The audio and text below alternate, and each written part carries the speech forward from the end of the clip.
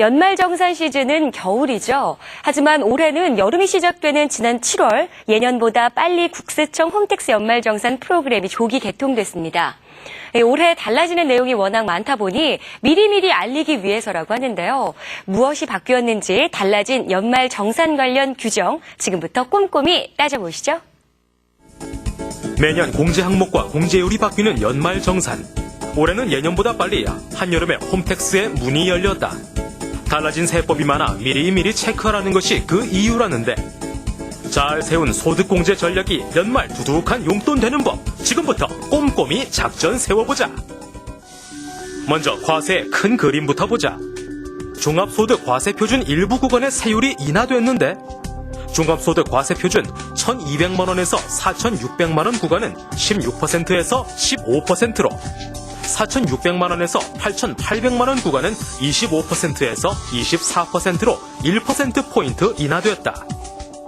무엇보다 신용카드 소득공제의 변화가 눈에 띄는데, 연간 500만 원이었던 신용카드 소득공제 한도는 연간 300만 원으로 줄고, 카드 사용액이 총급여의 25%를 초과한 금액만 공제 대상이 된다. 한마디로 카드 공제의 문턱이 훌쩍 높아진 셈이다. 공제율은 신용카드나 현금 영수증은 20%, 체크카드, 직불카드와 김영식 선불카드는 5%포인트 높은 25% 공제받을 수 있다. 한마디로 체크카드가 신용카드보다 현금보다 5%포인트 유리한 셈이다. 월세 소득공제도 신설됐다. 배우자나 부양가족이 있는 총급여 3천만 원 이하의 무주택 세대주인 근로자가 국민주택 규모 주택에 월세를 지출한 경우 그 금액의 40%를 공제받을 수 있다. 이때 부양가족이 없는 싱글족은 제외된다. 신용카드에 대한 소득공제는 한도가 500만 원에서 300만 원으로 줄어들었습니다. 또 일반적인 신용카드보다는 직불카드 등을 이용하는 게 더 유리하게 바뀌었습니다. 월세 공제 같은 경우에는 신설됐는데요. 총급여가 쉽게 연봉이 3천만 원 이하인 경우에만 해당됩니다. 또 국민주택 규모 주택에 해당되는 거고, 큰 집들은 해당 안 되고요. 또 한 가지 특이할 점은 싱글족들은 해당되지 않는다는 겁니다. 반드시 부양가족이 있어야만 월세 소득공제 혜택을 받을 수 있습니다. 총급여가 3천만 원을 넘어서는 경우라면 다른 방법도 있다. 월세 지급액에 대해 현금 영수증을 발급받아 신용카드 등 사용금액 소득공제에 포함시키는 방법이다. 만약 집주인이 현금 영수증을 발급해주지 않으면 국세청에 월세 계약서를 첨부해 현금 영수증 공제 신청서를 내면 된다. 이때 신청일 이후 금액에 대해서만 적용하기 때문에 신고를 하지 않았다면 서둘러야 한다.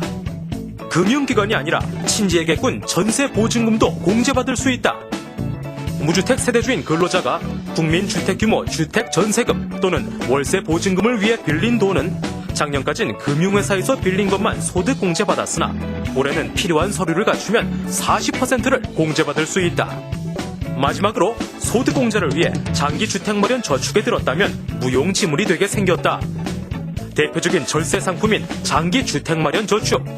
하지만 이제 작년 말까지 가입한 총급여 8,800만 원 이하 가입자에게만 2012년까지 한시적으로 소득공제를 받을 수 있다.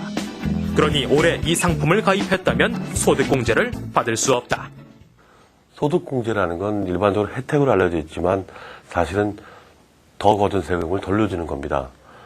우리가 공제를 받는다는 표현을 쓰는데요. 그래서 소득공제는 전반적으로 줄어드는 추세가 될 것입니다.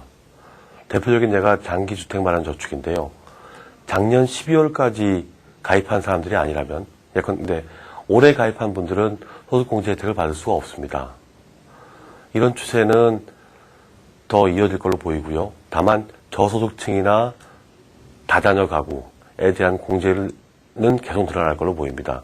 대신 싱글족이라든지 아니면 특별히 공제를 받을 내용이 없는 분들에 대한 공제폭은 줄어들게 될 것입니다. 이외에도 미용, 성형수술비와 건강증진을 위한 의약품 구입비용, 보약 구입비도 의료비 공제 대상에서 제외되고, 사업자에게만 적용되던 기부금 2월 공제도 근로자에게까지 적용이 확대되었다. 13번째 월급이라 불리는 소득공제.